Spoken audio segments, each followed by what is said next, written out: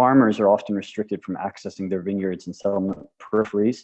And these settlements are always growing and the peripheries are always being pushed out more and more. The settlers are also increasingly attacking Palestinians and their crops, preventing farmers from, taking care of their crops and I guess eventually pushing them out of the agricultural sector. I would say the agricultural sector at large is really at risk throughout Palestine, as most of the agricultural land is increasingly being taken over by settlement expansion. Welcome to This is Palestine, a podcast by the Institute for Middle East Understanding. I'm Diana Buttu. Today we are joined by Nader Muaddi. Nader is a Palestinian-American owner of Muaddi Craft Distillery, which produces Arak Muaddi, the Spirit of Palestine. Nader moved to Palestine in 2007 and began distilling Arak in 2018. Using a traditions-old recipe and indigenous Palestinian grapes. His Arak has earned him 6 awards. We will hear from Nader about how he produces Arak, the impact of the Israeli occupation on his work and on the farmers, and on his passion for the art and craft of distilling Arak. Welcome, Nader Muaddi. Welcome to This is Palestine. Thank you for having me. So, Nader, what made you want to start producing Arak? It sounds like it's a very intensive process. It is. It's a year-long process. I'm producing it on a seasonal basis. But I think the main reason why I started producing Arak is because I love Arak.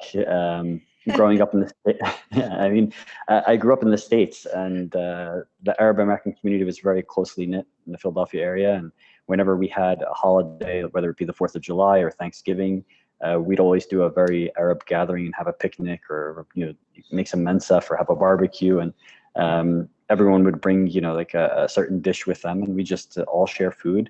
And the best drink to go with our cuisine is Arak, because it's part of our cuisine. It's the spirit that comes from this area. It's indigenous to this area. So I developed a love for Arak early on. Back in the States, we had mainly Lebanese brands of Arak. I moved back to Palestine in 2007 to do humanitarian work. And when I came here, I was shocked that I had better quality Arak in the States than I had in Palestine. Like I said, Palestine being one of the birthplaces of Arak. And the problem here was that also Lebanese Arak is not available in Palestine. There's a lot of counterfeit Lebanese Arak in Palestine, because everything that's forbidden is sought after. But the real stuff, it's prohibited because basically, Israel controls our borders. They control what goes in. They control what goes out. And Israel considers Lebanon to be an enemy state. So they don't allow Lebanese goods to be imported even through third states. So basically, I began bringing in a bottle or two every time I went to Jordan, or if I knew someone going to Jordan. And that wasn't really practical. And in the rare event that if you found a real bottle of Lebanese Arak on a shelf somewhere in the West Bank, they charge you an arm and a leg for it. So I decided that I was being ripped off and I was being, deprived of something that I love. So I decided that I wanted to learn to make Arak. I asked around to see if I can find like a mentor who I can be an apprentice to learn how to distill. In doing so, I basically discovered that the craft of distillation was essentially lost. I found a few people who were trying to make Arak, but I think that they really lacked the fundamental basics of distillation and the science behind it, because it is a hybrid between the science and art. And the scientific basis is very important if you want to make a good quality product and you don't want to harm anyone in the process. So in that sense, what I did was I bought a small, tiny experimental still online. I managed to bring it in through the post. And the more that I researched Arak and trying to find an authentic Arak recipe, I realized that we have a very unique distilling heritage, because we Arabs, we created distillation. Arak is the oldest spirit in the world. It goes back to the 9th century. And the more that I learned about its deep roots, I felt that it was under-recognized and under-respected. And I wanted to revive Arak's glory, because I felt that, it's part of our culinary heritage. For me, a fundamental part of our culinary heritage. I think it's the best way to enjoy Palestinian food. And I felt that, we have to revive this. This is just as Palestinian as kanafa, as za'atar, as, any other Palestinian food that we have, that we're proud of, and that we're always, fighting to stake our claim to. And all of that really compelled me to go forth and revive the craft of, distillation of traditional, authentic Arak. And in making Arak, I met a lot of farmers. I learned about their struggles, and they were all pushing me to, to try and make a business out of this hobby. And the feedback I got from my family and friends was also very much reassuring. They were always saying, like, wow, this is so much better than, the other stuff that we've drank before. We haven't had Arak like this. And all of that really, drove me to want, and when people started offering me money for Arak, and I said, well, why not try and make a business out of it? I've already invested enough in it. Maybe I can get a return on investment out of this. So the idea basically served multiple desires that I had. I mean, it allowed me to have unhindered access to a spirit that I'm passionately in love with. It allowed me to do something that helped out my people. And it also fulfilled a craving that I developed pretty early in my life as a child, I'd say, working in my father's auto upholstery shop outside of Philadelphia, to make something with my hands. I always had a craving to want to work with my hands. And also, I'd say, to be financially independent. So it served a lot of competing desires that I had, I would say. Your Arak is called the Spirit of Palestine. Why did you name it this? It's a play on words. One, it's a spirit, it's a distilled spirit, but also the Spirit of Palestine. For me, Arak captures, or at least the Arak that I'm trying to produce, it captures the essence of the land of Palestine, because it's made with 100% all natural Palestinian ingredients. Basically, the grapes that I get, they come from Western Bethlehem and Northern Hebron. I only use indigenous species of grapes. The aniseed I get is from Southeast Jenin, from the villages of Raba, Maythaloon, Jaba. The water that I use to dilute my Arak to the drinking strength to proof it, it comes from the Jordan Valley, from the Anaduk Spring, and the clay casks that I age it in are made in Hebron, from Hebron soil, from Hebron clay. So I wanted to make a product that was 100% Palestinian. The only thing not Palestinian about it is probably the actual bottle itself, which I get from Italy. If I could find, Palestinian bottles, I would definitely go for them as well. But I wanted to make something that was 100% from the land of Palestine. I wanted to capture the essence of Palestine. So for me, this was the Spirit of Palestine, because Arak is the Spirit of Palestine, but also I think my product being made from all Palestinian ingredients is also the Spirit of Palestine. So that was sort of the play on words that I went with. So Nader, how is it, if you can speak a little bit to how it is that Israel's practices are affecting your operations and affecting grape farmers, and how does it impact your business and the local economy in general? I mean, for me, I can't say that I'm really affected so far. I mean, maybe early on I can get that in a bit, but I think it's really the farmers who are most affected that I'm getting my grapes and my anise from, particularly my grape farmers, I would say. It's worth noting, first of all, that the grapevine is the second most cultivated crop in Palestine after the olive tree. It's the second most abundant crop that we have. I buy my grapes from Western Bethlehem and Northern Hebron. You're talking about the villages of Beit Jala, El Khadir, Beit Umar, Shukh Al Arub, Halhul. And in this area, 85% of Palestine grapes are grown. This is literally the Bordeaux of Palestine. And Israel also calls this area the Gush Etzion settlement block. And there's 22 illegal settlements living in this area that are home to 75,000 settlers. So far, because I'm a low volume producer, I've been able to source enough grapes.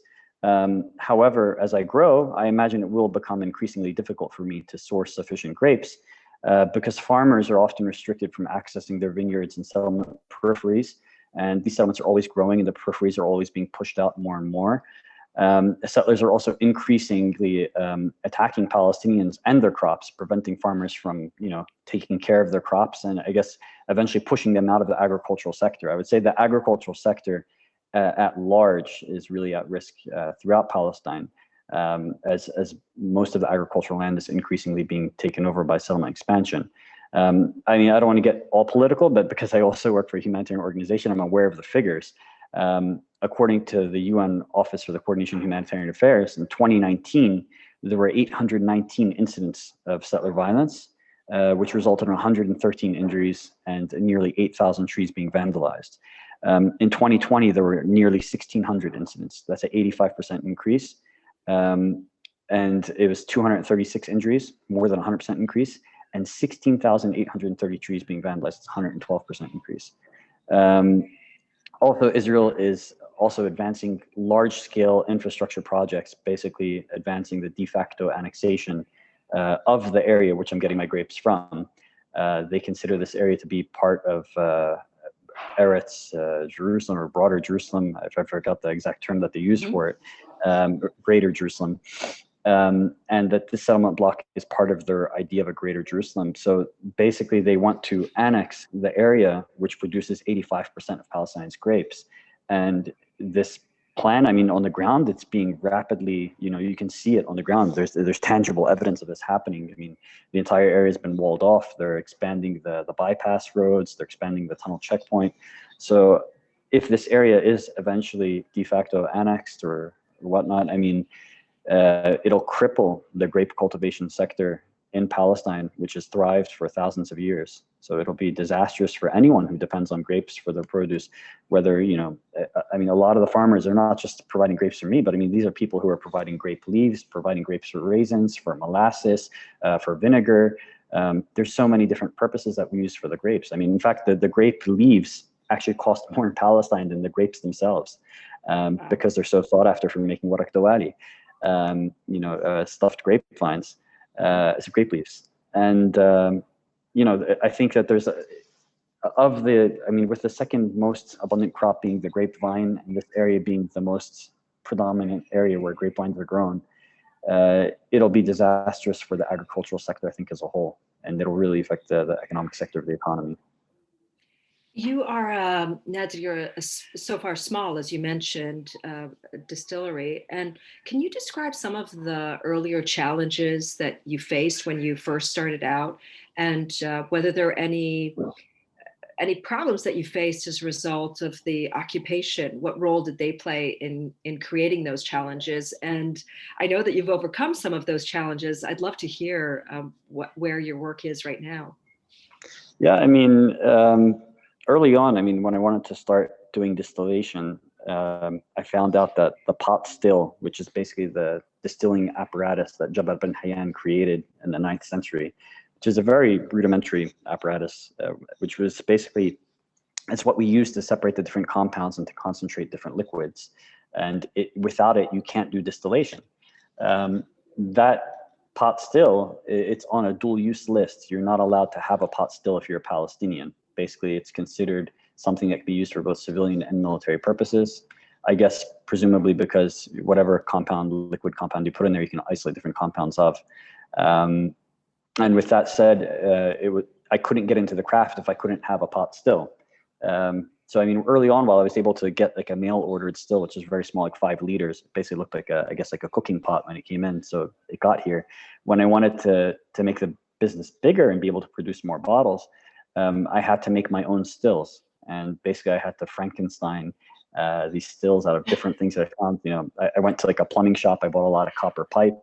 Me and my friend bought a welder. We began cutting and bending and welding, and we got some milk cans that dairy farmers use to collect milk in, and we started using them as pots for the stills. And some parts I got from Dehesha, if it's like a high pressure burner. It was just a lot of running around trying to find little tiny trinkets and pieces that kind of like, I guess, MacGyver or Frankenstein, like a working pot still out of. I managed to make 3 of those stills. And I used them for 2 seasons. And those were probably like my real test seasons, where I was making about 500, 600 bottles a year. Prior to making those stills, when I had my tiny still, I was only making about 30 bottles a year. But last year I also managed, after I got my license, and that was a painstaking process, right? I had to get like 16 different licenses and approvals. I was finally able to get a real pot still, which is like a 500 liter still. And now I'm working on increasing my batches up to 5,000. So about 10 times what I was making in the past. So I'd say that one of the main difficulties was also, I would say, trying to get the equipment that I needed. But I think also another, I guess, problem that I'm still dealing with today is the fact that I think the occupation has, it's developed, I don't know how, I mean, I'm not a psychologist, but I think Palestinians do have an inferiority complex that's been embedded in their heads to an extent, at least when it comes to consumerism and purchasing. I think they feel that imported goods are generally of a higher quality than local goods. And they have the perception that local goods should be cheaper and should be of poorer quality. And I wanted to kind of break that way of thinking And the one way I went about doing it was I started competing in international competitions. And usually if you only go to an international competition in a country where you plan to get into that market, and it's supposed to create credibility for you in that market, that export market that you want to get into. I can't export because I've been fortunate where the local demand has always outweighed the supply, and I always sell out my Arak in a matter of months. But for me, it was important for me to compete in these external competitions in London and New York and Berlin, elsewhere, where basically I wanted to show people here locally that one, Arak is a spirit that deserves respect. Here for so long it was shunned upon, it was looked down upon as being like an inferior spirit or being a poor man's spirit. I wanted to say that no, Arak is a respectable spirit. And two, that we, with the limited resources that we have, can produce superior Arak and something that's deserving of international praise and accolades. And first I went to Berlin. I went to the International Spirits Competition in Berlin. There I got a gold medal, and I got the award Arak of the Year. I went up against, I believe it was 17 spirits from 300, or was it 300 spirits from 17 countries. And then I went to the New York International Spirits Competition. We went up against about, I think it was 700 spirits from 23 countries. I got the silver medal and also Arak of the Year. Then I went to the London International Spirits Competition. This was all in 2019. And I went up against 1,400 spirits from 44 countries, and I got the bronze medal. And just this year, on December 2nd, the International Beverage Testing Institute evaluated my Arak, and they gave it 93 out of 100 points, and also awarded it a gold medal and listed it as being exceptional. So these were, and I wasn't planning to get into any of these markets. It was all basically just to, I guess, change the perception locally amongst Palestinians as to how they should see Arak and how they should view Arak. I want basically to kickstart Arak revival or renaissance of some sorts here.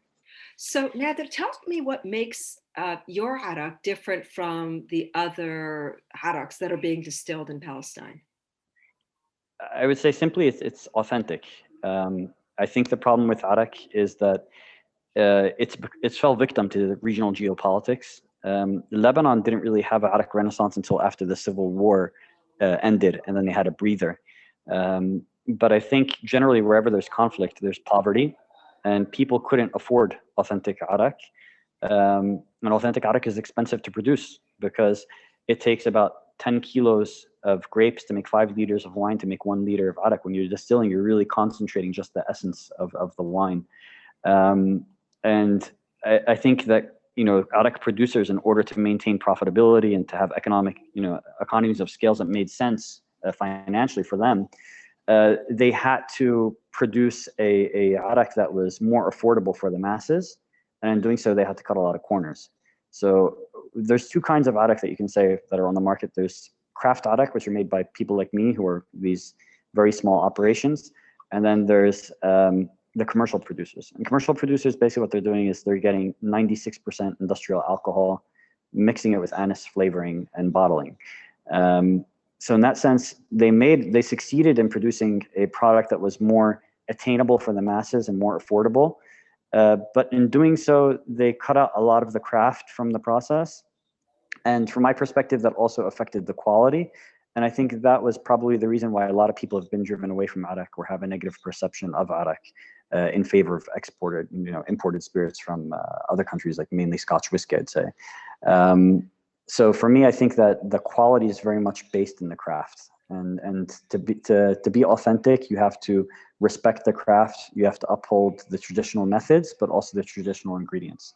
So I'd say that's really how the Arak that I'm making is different. It's really a throwback to the, I would say, days long ago, when the way that our forefathers really produced it. I'm really interested, as not being somebody who drinks Arak myself, can you tell me how Arak is produced? Sure. Arak, I mean, the first process or the first step of making Arak is to make wine. I use only indigenous Palestinian grapes to make my wine. I use 4 indigenous species, primarily the Buki species, but also Jendali, Hamdani, and Zaini. Basically, I crush those grapes. And if you notice, when you look at a grape cluster, there's like a little white dust on them. That's the natural yeast from the environment. when you crush the grapes, you allow those yeasts to have access to the juice within the berries. And those yeasts, basically what they do is they start consuming the sugar inside the juice and converting it into alcohol. And that's how I make a natural wine. I let that happen for about 1 week. And during that week, I basically punch the berries into the juice again and again, like 3 to 5 times a day for the first week. During that week, you get about 70% of the sugar gets converted into alcohol. And then after that, what happens is the alcohol, as it rises, it starts to kill the yeast. So the fermentation process slows down. So over the course of let's say remaining 3 weeks, the remaining 30% will become basically into alcohol. Then you have a wine, you press the grapes off of the juice, you keep just the juice. And that's when the distillation process begins.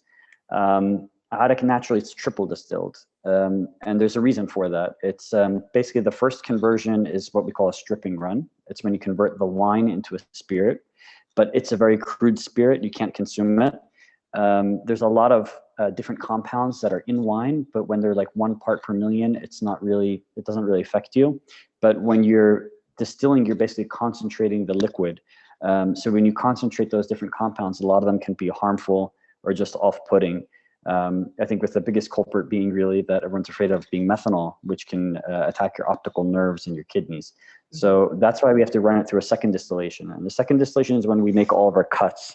We divide the distillation into 4 different sections. We call them the 4 shots: heads, hearts, and tails. And it's really the hearts, which is a pure ethanol, which is what you're seeking.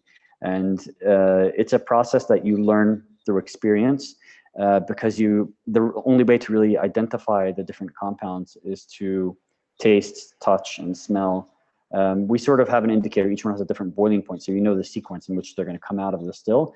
But to be able to make that cut between one component and the other component, it takes time to acquire, I guess, through practice. And then third distillation is where basically when you get this purified grape brandy that comes out of the second distillation, we distill it once more, but we distill it with aniseed. And the aniseed will basically allow the anise oil to evaporate and condense back into one liquid with the alcohol.